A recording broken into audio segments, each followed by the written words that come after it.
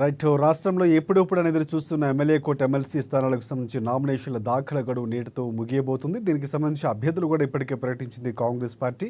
So రేపు నామినేషన్ల పరిశీలన 13వ ఉపసంహరణకు అవకాశం కల్పించారు. 20 ఎన్నికలు నిర్వహించి అదే రోజు సాయంత్రం 5 గంటలకు సంబంధించి ఓట్ల లెక్కింపు చేపట్టబోతున్నారు. ఇక ప్రధానంగా ఏకగ్రీవంగా ఎన్నిక అవకాశం ఎక్కువగా కనిపిస్తున్నటువంటి వార్తలు. ఒకవేళ పరిణామాలు ఏమైనా మారబోతున్నాయా? ఇప్పుడు ప్రకటించిన అభ్యర్థులు ఒక మహిళ, ఒక ఎస్సీ ఎస్టీకి కాంగ్రెస్ పార్టీ ప్రకటించి, అలాగే పొత్తులో భాగంగా సిపిఐకి ఒక స్థానాన్ని కైవసం చేసుకున్నటువంటి పరిస్థితి. సో మొత్తంగా ఓవరాల్గా చూసుకుంటే ఎలా ఉండబోతుంది, ఎన్నిక ప్రక్రియ ఎలా ఉండబోతుంది, దీనికి సంబంధించి పూర్తి అప్డేట్స్ ఏంటి, దీనికి సంబంధించి తెలియజేసేందుకు మా ప్రతినిధి హరీష్ మనకు లైవ్ సిద్ధంగా ఉన్నారు. హరీష్, చెప్పండి అసలు ప్రక్రియ ఎలా ఉండబోతుంది? సో నామినేషన్లకు సంబంధించి ఏమైనా ఇంకా ఎవరైనా అభ్యర్థులు నామినేషన్లు వేసే అవకాశం ఏమైనా కనిపిస్తుందో, దీనికి సంబంధించి అప్డేట్స్ ఏంటి? రైట్ రాజశేఖర్, ఏదైతే 5 ఎమ్మెల్సీ స్థానాలకు సంబంధించి కూడా ఇప్పుడు నామినేషన్ పూర్తయింది. ఇక కాంగ్రెస్ పార్టీకి సంబంధించి కూడా 4 నామినేషన్లకు సంబంధించి కూడా దాఖలు చేసింది. ఇక బీఆర్ఎస్ పార్టీకి సంబంధించి కూడా దాసోజు శ్రవణ్ ఒక్క స్థానానికి సంబంధించి కూడా నామినేషన్ వేశారు. ఇక ప్రధానంగా కాసేపటి క్రితమే సంబంధించి కూడా బీఆర్ఎస్ నుంచి మాజీ మంత్రులు హరీష్ రావు అలాగే కేటీఆర్తో పాటుగా పలువురు ఎమ్మెల్యేలు దాసోజు శ్రవణ్కి సంబంధించిన నామినేషన్ కార్యక్రమానికి హాజరయ్యారు. ఆయనకు సంబంధించి కూడా బలపరుస్తూ నామినేషన్ వేపించిన నేపథ్యం ఉంది. ఇక కాంగ్రెస్ పార్టీ సంబంధించి కావచ్చు, ఇక అద్దంకి దయాకర్ అలాగే విజయశాంతితో పాటుగా సిపిఐకి సంబంధించిన నేత నీలకంఠి సత్యం సంబంధించి నామినేషన్లు వేసిన నేపథ్యంలో ఈ నామినేషన్ కార్యక్రమంలో CM Revanth Reddy, PCC chief Mahesh Kumar Goud అలాగే ఏదైతే మంత్రులు పలువురు ఎమ్మెల్యేలకు సంబంధించి కూడా ఈ కార్యక్రమంలో పాల్గొన్న నేపథ్యం అయితే కనిపిస్తూ ఉంది. ఇక మొత్తంగా ఏదైతే ఈ నామినేషన్లకు సంబంధించి ఇక ఈరోజు గడువు ముగుస్తున్న నేపథ్యం కావచ్చు, రేపు సంబంధించిన కూడా పరిశీలన ఉంటుంది. ఇక 13వ తేదీకి సంబంధించి కూడా ఉపసంహరణ, ఇక 20వ తేదీకి సంబంధించి ఒకవేళ పోలింగ్ జరగాలి, ఒకవేళ అనివార్య కారణాల వల్ల కూడా పోలింగ్ జరిగే అవకాశం ఉంటే దానికి సంబంధించి కూడా 20వ తేదీన పోలింగ్కి సంబంధించి కూడా తేదీ ఉండబోతున్న నేపథ్యం అయితే ఉంది. కాబట్టి మొత్తంగా ఈ 5 స్థానాలకి సంబంధించి కూడా ఏకగ్రీవమయ్యే అవకాశాలు అయితే కనిపిస్తున్నాయి. ప్రధానంగా ఏదైతే కాంగ్రెస్ పార్టీ సంబంధించి కూడా ఎమ్మెల్యేల సంఖ్యాబలం కావచ్చు, అక్కడ బీఆర్ఎస్ పార్టీకి సంబంధించి కూడా ఎమ్మెల్యేల సంఖ్యాబలం ఆధారంగా కూడా ఇప్పుడు ఏదైతే ఈ స్థానాలకి సంబంధించి కూడా నామినేషన్లు వేశారు. మరోవైపు ఇండిపెండెంట్గా నామినేషన్కి సంబంధించి కూడా ఇప్పటివరకు అయితే ఎవరు దాఖలు చేయాలని చెప్పొచ్చు. ఎందుకంటే ఒక ఇండిపెండెంట్గా అభ్యర్థికి సంబంధించి కూడా నామినేషన్ వేస్తే వారికి 10 మంది ఎమ్మెల్యేలకు సంబంధించి కూడా మద్దతు తెలుపుతూ కూడా ఒక దానిపైన నామినేషన్ పత్రాలపైన కూడా సంతకం చేయాల్సి ఉంటున్న నేపథ్యం అయితే ఉంది. కాబట్టి ఇప్పుడు సంబంధించి కూడా ఇండిపెండెంట్గా ఇప్పటివరకు అయితే ఎవరు నామినేషన్ దాఖలు చేయలేని సిచ్యువేషన్ అయితే కనిపిస్తూ ఉన్నది. ఇక మొత్తంగా 4 స్థానాలకి సంబంధించి సిపిఐకి ఒకటి కేటాయించారు. సిపిఐకి సంబంధించి కూడా బీసీ నేత నీలకంఠి సత్యంను ఇక్కడ సిపిఐకి సంబంధించి కూడా నామినేషన్ దాఖలు చేశారు. ఆ కార్యక్రమానికి సంబంధించి కూడా సిపిఐ జాతీయ కార్యదర్శి నారాయణతో పాటుగా రాష్ట్ర కార్యదర్శి ఎమ్మెల్యే కూనంనేని సాంబశివరావు హాజరయ్యారు. ఇక మొత్తంగా అంటే పొత్తులో భాగంగా సిపిఐకి సంబంధించి ఒక స్థానాన్ని కేటాయించారు. కాబట్టి ఇక వాళ్ళకి సంబంధించి కూడా పూర్తిగా ఇద్దరు కలిసి నామినేషన్ దాఖలు చేసేందుకు అసెంబ్లీలోకి వెళ్ళిన నేపథ్యం అయితే కనిపిస్తుంది. ఇక వీరితో CM Revanth Reddy, PCC chief Mahesh Kumar గౌడ్కి సంబంధించి కూడా నామినేషన్ సంబంధించిన దాఖలు చేసిన నేపథ్యం అయితే ఉంది. ఇక మొత్తంగా కాంగ్రెస్ పార్టీకి సంబంధించిన అద్దంకి దయాకర్ కావచ్చు, మరోవైపు శంకర్ నాయక్ అలాగే విజయశాంతికి సంబంధించి కూడా ఈ 3 నామినేషన్కి సంబంధించి కూడా పూర్తయిన నేపథ్యం అయితే ఉంది. ఇక దీనికి సంబంధించి రేపు పరిశీలన ఉంటుంది. ఎల్లుండికి సంబంధించిన ఉపసంహరణ గడువుకు సంబంధించి కాబట్టి ఇక మొత్తంగా ఈ ఏకగ్రీవమయ్యే ఛాన్సెస్ అయితే కనిపిస్తూ ఉన్నాయి. రాజశేఖర్, రైట్. అంటే 20వ తారీఖున ఎన్నిక జరగబోతుంది. అంటే ఎన్నిక ప్రక్రియ ఎలా ఉండబోతుంది? దానికి సంబంధించి ఇప్పటికే ఎలక్షన్ కమిషన్ సంబంధించినటువంటి ప్రక్రియ కానీ పూర్తి స్థాయిలో ఉన్నటువంటి పరిస్థితి. సో ఎలా ఉండబోతుంది ప్రక్రియ? ఎందుకంటే కీలకంగా ఇప్పుడు ప్రకటించిన అభ్యర్థులు విజయశాంతి మినహాయించి అందరూ కూడా నల్గొండ జిల్లాకు చెందిన వారే చాలా కీలకంగా ఉన్నారు. సో అక్కడ ఓట్ ఆఫ్ మెజార్టీ ఎలా ఉండబోతుంది, ఎలా ఎన్నిక ప్రక్రియ ఉండబోతుంది? రైట్. అంటే ఎన్నిక ప్రక్రియకు సంబంధించి కావచ్చు, ఇక దీనిపైన పోటీ ఉన్న నేపథ్యం అంటే ఇక ఒక్క స్థానానికి సంబంధించి కూడా 2 దరఖాస్తులు చేసినప్పుడు కాబట్టి ఎమ్మెల్యేల సంబంధించి కూడా ఓటింగ్ కొనసాగుతున్న నేపథ్యం ఉన్నది. కాబట్టి ఇప్పుడు సంబంధించి కూడా పార్టీ పరంగా ఎమ్మెల్యేల సంఖ్యాబలం ఉంది. కాంగ్రెస్ పార్టీకి సంబంధించి కూడా 64 స్థానాలు, దాంతో పాటుగా 10 మంది బీఆర్ఎస్ పార్టీకి చెందిన ఎమ్మెల్యేలకు సంబంధించి కూడా పార్టీలో చేరారు. కాబట్టి ఇక సంఖ్యాబలంగా చూస్తే మెజార్టీగా కాంగ్రెస్ పార్టీకి ఉన్న నేపథ్యం ఉన్నది. ఇక బీఆర్ఎస్కి సంబంధించి కూడా అంటే ఒక్కొక్క సంబంధించి ఒక స్థానానికి సంబంధించి కూడా 25 ఎమ్మెల్యేల మద్దతు కూడా మద్దతు ఉండాలి కాబట్టి దానికి సంబంధించి కూడా సంఖ్యాబలంగా ఒక వాళ్ళు ఏకగ్రీవమయ్యే ఛాన్సెస్ ఉన్నాయి. కాంగ్రెస్ పార్టీ సంబంధించి కూడా ఇక్కడ సంఖ్యాబలంగా కూడా ఈ సంబంధించి 3 స్థానాలకు సంబంధించి కూడా ఏకగ్రీవం అయ్యే ఛాన్సెస్ అయితే కనిపిస్తూ ఉన్నాయి. కాబట్టి ఎన్నిక సంబంధించి కూడా జరిగే ప్రక్రియ ఇప్పుడు ఉన్న పరిస్థితుల్లో అయితే కనిపిస్తలేదని చెప్పవచ్చు. ఇక మొత్తంగా ఈ 3 స్థానాలకు సంబంధించి కూడా ఏకగ్రీవమై అయిన తర్వాత ఇక సంబంధించి కూడా అసెంబ్లీ సెక్రటరీ ప్రకటిస్తున్న నేపథ్యం అయితే ఉన్నది. కాబట్టి ఇక ఇందుకు సంబంధించి కూడా పూర్తిగా ఈ నెల 29వ తేదీన సంబంధించి కూడా అధికారికంగా ఎమ్మెల్యే స్థానానికి సంబంధించి కూడా అభ్యర్థులను ప్రకటించేందుకు సిద్ధమవుతుంది. ఎందుకంటే 29వ తేదీ వరకు సంబంధించి కూడా ఇప్పుడు ఏదైతే ఆ ఎమ్మెల్సీ స్థానాలకు సంబంధించి కూడా వాళ్ళ గడువు కొనసాగుతూ ఉన్నది. కాబట్టి 29వ తేదీకి సంబంధించి కూడా అధికారికంగా ప్రకటించేందుకు ఇప్పుడు అసెంబ్లీ సెక్రటరీ ప్రకటించేందుకు కూడా ఈ తేదీని కూడా ఫిక్స్ చేసే అవకాశాలు అయితే కనిపిస్తున్నాయి. ఇక మరోవైపు కాంగ్రెస్ పార్టీ సంబంధించి అంటే ఒకవైపు సిపిఐకి సంబంధించి కూడా ఉభయ సభల్లో మరోసారి అవకాశం కల్పించింది. ఇక దాదాపుగా సుదీర్ఘకాలం తర్వాత ఇక్కడ ఏదైతే మండలి కావచ్చు శాసనసభలో సంబంధించి కూడా ఈ ఏదైతే అభ్యర్థులకు సంబంధించి కూడా చాలా సుదీర్ఘకాలం తర్వాత ఉభయ సభల్లోకి అడుగుపెట్టారు. దానికి సంబంధించి కూడా కాంగ్రెస్ పార్టీ ఇచ్చిన హామీ అని చెప్పవచ్చు. ఇక మొన్న ఎమ్మెల్సీ స్థానానికి సంబంధించి కూడా వాళ్ళు ఒక స్థానాన్ని తమకు పొత్తులో భాగంగా ఇవ్వాలని కూడా పిసిసి చీఫ్ మహేష్ కుమార్ గౌడ్కి సంబంధించిన వినతి పత్రం ఇవ్వడం జరిగింది. తమకు సంబంధించి కూడా గతంలో ఇచ్చిన హామీలో భాగంగా తమకు ఒక స్థానాన్ని కేటాయించాలని కోరిన నేపథ్యంలో ఏఐసిసికి సంబంధించి కూడా వాళ్ళ అంశాన్ని కూడా పరిగణలోకి తీసుకునే నేపథ్యం కావచ్చు. చాలా ఏదైతే సుదీర్ఘకాలం తర్వాత అంటే చాలామంది ఆశావాహులు ఎమ్మెల్సీ స్థానాలకు సంబంధించి పోటీ పడ్డారు. ఒక్కొక్క సామాజిక వర్గానికి సంబంధించి కూడా పోటీ పడుతున్న నేపథ్యం ఉంది. ఇక దానికి సంబంధించి కూడా పూర్తిగా ఫిల్టరింగ్ కావచ్చు స్క్రీనింగ్ జరిగిన నేపథ్యం తర్వాత నిన్న ఏఐసిసి అభ్యర్థులను ప్రకటించింది. దాంట్లో ఎస్సీ కోటా నుంచి అద్దంకి దయాకర్, అలాగే ఎస్టీ కోటా నుంచి నల్గొండ డీసీసీ అధ్యక్షుడు శంకర్ నాయక్తో పాటుగా మహిళా కోటా నుంచి కావచ్చు బీసీ కోటా నుంచి విజయశాంతికి సంబంధించి కూడా ఈ ముగ్గురిని కన్ఫర్మ్ చేసింది. ఇక సిపిఐకి సంబంధించి కూడా పరో నేత బీసీని బరిలో దింపాలని చెప్పిన నేపథ్యంలో నీలకంఠి సంబంధించిన సత్యం యాదవ్కి సంబంధించి కూడా ఆయన రాష్ట్ర కార్యవర్గ సభ్యునిగా కొనసాగుతున్నారు సిపిఐ పార్టీలో.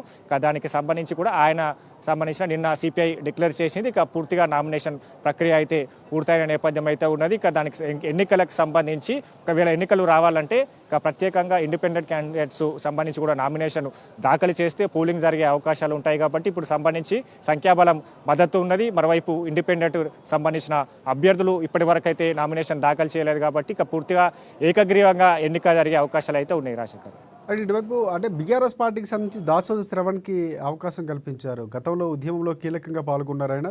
తర్వాత ఖైరతాబాద్ నుంచి పోటీ చేయడం, ఓడిపోవడం తెలిసినటువంటి విషయాలే. సో ఆయనకి సంబంధించి అప్డేట్స్ ఏమైనా ఉన్నాయా? సంబంధించి కూడా బలమైన వాయిస్ అని చెప్పొచ్చు బీఆర్ఎస్ నుంచి. ఆయన ఏదైతే ప్రతిపక్ష పార్టీలకు సంబంధించి బలంగా ప్రభుత్వం పైన సంబంధించిన ప్రభుత్వ కార్యక్రమాలు కావచ్చు, ప్రభుత్వం సంబంధిస్తున్న ఇతర అంశాలపైన కూడా బీఆర్ఎస్ పార్టీ నుంచి బలమైన వాయిస్ దాసోజు శ్రవణ్కి సంబంధించి కూడా వినిపిస్తూ ఉన్నారు. గతంలో ఆయన సంబంధించి కూడా ఎమ్మెల్సీ అవకాశం కల్పించిన నేపథ్యం ఉంది. ఇప్పుడు సంబంధించి కూడా మరోసారి శాసన మండలికి సంబంధించిన అవకాశం బీఆర్ఎస్ పార్టీ కల్పించింది. ఇక బీఆర్ఎస్ పార్టీకి సంబంధించి శాసన మండలిలో బలంగా తమ వాదాన్ని వినిపించాలని కూడా బీఆర్ఎస్ పార్టీకి సంబంధించి దాసోజు శ్రవణ్ని శాసన మండలిలోకి పంపిన సిచ్యువేషన్ అయితే కనిపిస్తూ ఉన్నది. కాబట్టి ఇక మొత్తంగా బీఆర్ఎస్ పార్టీ సంబంధించి మరోవైపు అక్కడ రేపు సమావేశాలు జరగబోతున్న ఎల్లుండి నుంచి దానికి సంబంధించిన పూర్తిగా అన్ని వ్యూహాలతో ముందుకెళ్తుంది. దాంట్లో భాగంగానే దాసోజు శ్రవణ్కి సంబంధించి కూడా ఆయన కాంగ్రెస్ పార్టీని వీడి ఎన్నికల ముందు సంబంధించిన బీఆర్ఎస్ పార్టీలో చేరారు. కాబట్టి ఇక అంశాన్నింటికి పరిగణలోకి తీసుకున్న తర్వాతనే ఆయనకు ఎమ్మెల్సీ స్థానాన్ని బీఆర్ఎస్ పార్టీ కల్పించినట్టుగా తెలుస్తుంది. రాజశేఖర్ ప్రధానంగా చాడ వెంకటరెడ్డి ఆయన పోటీ చేయబోతున్నారు. ఆయన తప్పుకున్న తర్వాతే సత్యంకి వచ్చిందన్నటువంటి వార్తలు వినిపిస్తున్నాయి. దీనికి సంబంధించి అప్డేట్స్ ఏమైనా ఉన్నాయి? చాడ వెంకటరెడ్డికి సంబంధించి కూడా ఆయన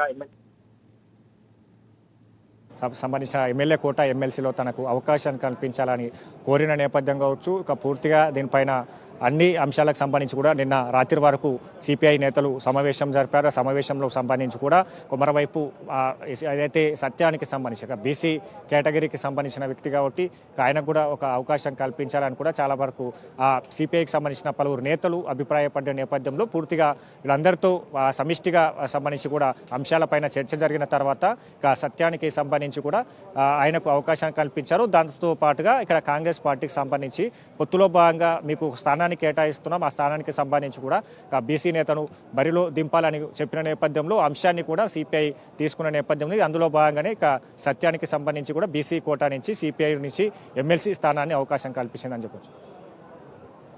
ఒకటి ముందు నుంచి అనుకున్నటువంటి పేర్లు మనం లిస్టులో చాలా పేర్లు సామాజిక వర్గాలు, రెడ్డి సామాజిక వర్గం అన్నీ మాట్లాడుకున్నాం. కానీ అనూహ్యంగా ఇక్కడ ఒక మహిళకు ఎస్సీ ఎస్టీకి ప్రాధాన్యత కల్పించింది. అటు బీసీ అభ్యర్థి సిపిఐ పొత్తులో భాగంగా. కానీ ప్రధానంగా కాంగ్రెస్ పార్టీ తీసుకున్న నిర్ణయానికి సంబంధించి ఏ స్ట్రాటజీస్తో, అంటే వారికి ఉన్న నివేదికల ఆధారంగా తీసుకున్నారా? సో అంటే ఇంతవరకు ఎప్పుడు తెరపైకి రానటువంటి పేరు, అంటే ఇక్కడ ఏదైతే ఇన్ఛార్జ్ వచ్చారో మీనాక్షి నటరాజన్ వచ్చిన తర్వాత విజయశాంతి పేరు వినిపించిన తర్వాత ఆమె ఢిల్లీకి వెళ్ళారు. సో అక్కడ మంత్రాలు జరపడం, ఆమె ఓకే అయినటువంటి వార్తలు మనం కూడా మాట్లాడుకున్నాం. అంటే ఈ స్థాయిలో విజయశాంతి తెరపైకి రావడం, దీనికి సంబంధించి అప్డేట్స్ ఏమైనా ఉన్నాయి? అసలు ఎందుకు విజయశాంతికి ప్రాధాన్యత కల్పించింది కాంగ్రెస్ పార్టీ అంటే ఏం చెప్తారు? దానికి సంబంధించి అప్డేట్స్ ఏమైనా ఉన్నాయి?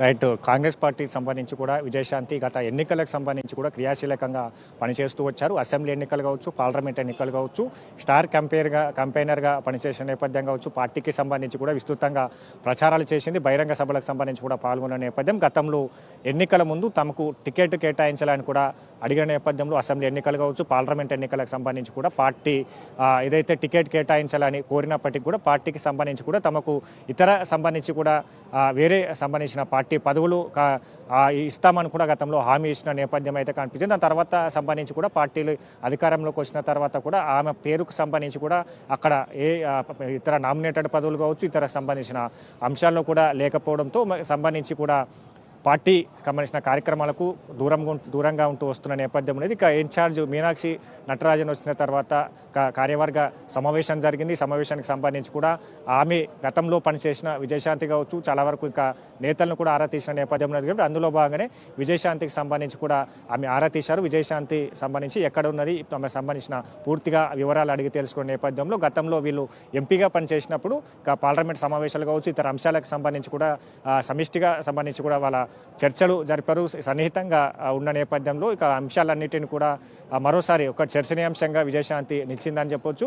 ఆమె గతంలో ఎమ్మెల్యే టికెట్ కావచ్చు, ఎంపీ టికెట్కి సంబంధించిన కోరిన నేపథ్యం ఉన్నది కాబట్టి స్టార్ కంపెయినర్గా పార్టీకి సంబంధించి క్రియాశీలకంగా ప్రచారాలు చేసిన నేపథ్యం, పార్టీ అధికారంలోకి వచ్చింది కాబట్టి ఆమెను కూడా గుర్తించాలని సంబంధించిన ఏఐసీసీ అంశాలన్నింటినీ కూడా పరిగణలోకి తీసుకుని మరోవైపు అద్దంకి దయాకర్కి సంబంధించి కూడా గత అసెంబ్లీ ఎన్నికలకు సంబంధించి టికెట్ ఆశించుండు, ఇక పార్లమెంట్ ఎన్నికలకు సంబంధించి కూడా అవకాశం కల్పించాలని కోరినప్పటికీ తమకు సంబంధించి ఇతర అంటే ఎమ్మెల్సీగా అవకాశం ఇస్తామని గతంలో చెప్పారు. దాని తర్వాత నామినేటెడ్కి సంబంధించిన ఎమ్మెల్సీలు కావచ్చు, గవర్నర్ కోట ఎమ్మెల్సీకి సంబంధించి కావచ్చు, అప్పుడు అవకాశం ఇవ్వలేదు. ఇప్పుడు సంబంధించి కూడా తన హామీని కూడా పరిగణలోకి తీసుకోవాలని కూడా రాష్ట్ర నేతలు అధిష్టాన పెద్దలతో కూడా ఆయన చర్చించిన నేపథ్యం కావచ్చు. మరోవైపు శంకర్ నాయక్ సంబంధించి కూడా నల్గొండ జిల్లాకు సంబంధించి కూడా ఆయన క్రియాశీలకంగా పనిచేస్తూ వస్తారు. పార్టీకి సంబంధించి డీసీసీ అధ్యక్షునిగా కొనసాగుతున్న నేపథ్యం కావచ్చు.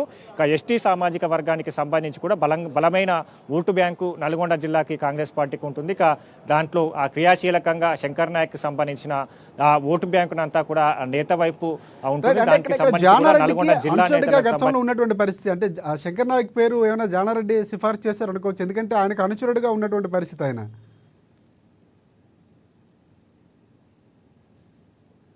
రైట్ హరీష్, అంటే జానారెడ్డికి అనుచరుడిగా గతంలో ఆయనకి పేరు ఉంది, ఆయనకి నమ్మిన బంటుగా ఉంటారు శంకర్ నాయక్ అనేటువంటి పేరు, ఆయన సిఫార్సు చేసే అవకాశం కనిపిస్తుందా?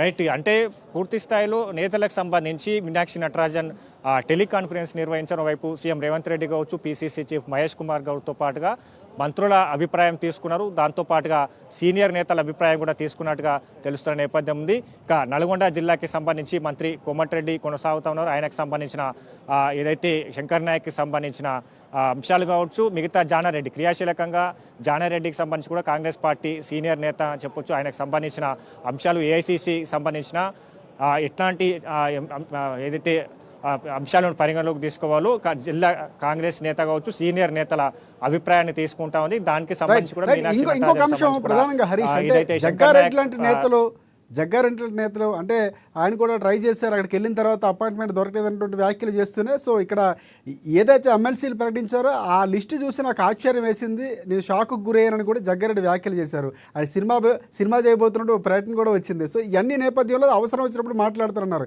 కాంగ్రెస్ పార్టీ అంటేనే కొంతవరకు అంతర్గతంగా బలం ఎక్కువ ఉన్నప్పుడు కూడా అదే కొంచెం బలహీనతగా మారుతున్నటువంటి వార్తలు వినిపిస్తుంది. ఎక్కువ మంది ఉండటం, పోటీ ఎక్కువగా ఉంటుంది. సో ఇక్కడ ఈయన చేసిన వ్యాఖ్యలకు సంబంధించి అంటే ఇలాంటివి ఏమైనా చాలామంది ఎక్కువగా ఉండే అవకాశం, ఆశావాహాలు చాలా ఎక్కువ మంది, వీళ్ళందరినీ బుజ్జగించడంలో కాంగ్రెస్ పార్టీ సక్సెస్ అయిందో దీనికి సంబంధించి ఎలా వెళ్ళే అవకాశం ఉందంటారు? రైట్, అన్ని అంశాలు పరిగణలోకి తీసుకున్న తర్వాతనే నిన్న ఏఐసీసీ సంబంధించి కూడా ఈ అభ్యర్థులకు సంబంధించిన పేర్లను ఫైనలైజ్ చేస్తూ ప్రకటించింది. ఇక మొత్తంగా ఆశావాహులకు సంబంధించి ఒక్కొక్క సామాజిక వర్గానికి సంబంధించి కూడా చాలా వరకు ఆశావాహులు తమకు ఎమ్మెల్సీ స్థానం కేటాయించాలని కూడా కోరిన నేపథ్యంలో ఒకవైపు జగ్గారెడ్డి కావచ్చు, మిగతా సంబంధించిన జీవన్ రెడ్డికి సంబంధించి కావచ్చు, అధిష్టాన పెద్దలకు సంబంధించి కూడా లేఖలు రాశారు. స్వయంగా ఢిల్లీ పెద్దలను కలవడం జరిగింది. మరోవైపు ప్రచార కమిటీ చైర్మన్ మదియాష్కి గౌడ్కి సంబంధించి కూడా ఢిల్లీ పెద్దలను కలిశారు. తనకు ఎమ్మెల్యే కోటాలో ఎమ్మెల్సీగా స్థానం కల్పించాలని కూడా కోరిన నేపథ్యం అయితే కనిపిస్తుంది. ఇక వీటన్నిటికి సంబంధించి కూడా అన్ని సంబంధించిన అంశాలను పరిగణలోకి తీసుకున్న తర్వాతనే ఈ ఫెయిల్ను ఫైనలైజ్ చేసింది. వీళ్ళకి సంబంధించి ఆశావాహులు ఎవరైతే ఉన్నారో ఇక మిగతా సంబంధించిన నామినేటెడ్ పదవులు కావచ్చు, ఇతరకు సంబంధించిన కార్యవర్గ కూర్పు జరగబోతా ఉన్నది కాబట్టి వీళ్ళ ఆశావాహులకు సంబంధించి వాళ్లకు అక్కడ అకామిడేషన్ చేసేందుకు కూడా ఏఐసీసీ సిద్ధమైంది. దాంతో పాటుగానే పీసీసీకి సంబంధించి కార్యవర్గ కూర్పులో ఇప్పటికీ ప్రచార కమిటీ చైర్మన్గా జగ్గారెడ్డిని పేరు వినిపిస్తున్న నేపథ్యం అయితే కనిపిస్తూ ఉన్నది కాబట్టి ఆయనకు సంబంధించి మదియాష్కి గౌడ్కి సంబంధించి కావచ్చు, జీవన్ రెడ్డికి సంబంధించి ఆయన గ్రాడ్యుయేట్ ఎమ్మెల్సీ ఎన్నికలకు సంబంధించి కూడా తను పోటీ చేయరు, నామినేటెడ్కి సంబంధించిన ఎమ్మెల్యే కోటాలో ఎమ్మెల్సీగా తనకు అవకాశాన్ని కల్పించాలని కూడా బలంగా కోరిన నేపథ్యం ఉన్నది కాబట్టి వీళ్ళందరికీ సంబంధించి కూడా ఇతర నామినేటెడ్ పదవులు కావచ్చు, ఇతర సంబంధించిన పదవుల్లో భర్తీ చేయబోతున్నారు. Rajasekhar, thanks for updates Harish.